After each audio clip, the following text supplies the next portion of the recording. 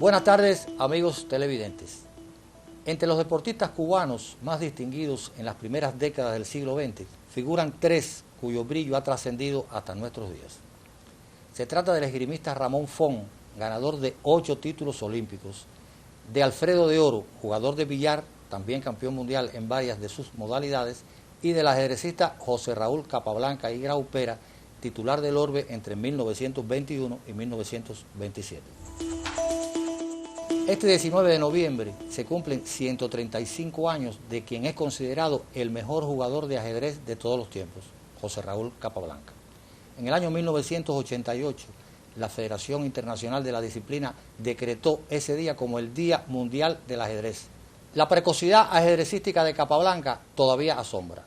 Tenía 4 años cuando se aprendió de memoria el reglamento de la disciplina y tiempo después, siendo todavía un niño, le rectificó una jugada cuando su padre se enfrentaba a un amigo.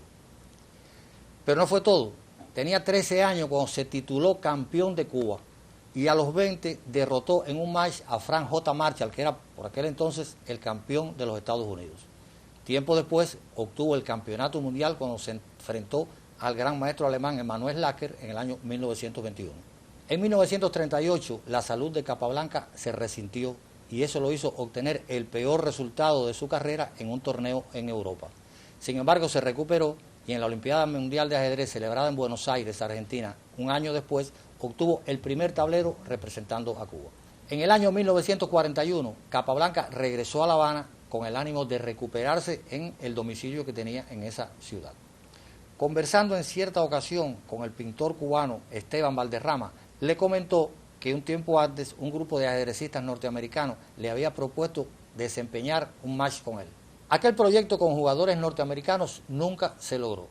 Valderrama le propuso entonces si no le agradaría revivirlo, pero esta vez con jugadores cubanos, a lo que él le dijo que sí. Como aditivo, propuso darle las piezas blancas a sus contrincantes y además darle como ventaja el peón F7 de salida. Valderrama se ofreció para organizar un torneo entre los 6 mejores jugadores cubanos de la época y el que alcanzara el primer lugar tendría derecho a enfrentarse a Capablanca. Pero, cosas del ajedrez, ninguno ganó individualmente, sino que hubo un triple empate en el primer lugar. ¿Cómo resolver aquella engorrosa situación? Bueno, el propio Capablanca dio la solución.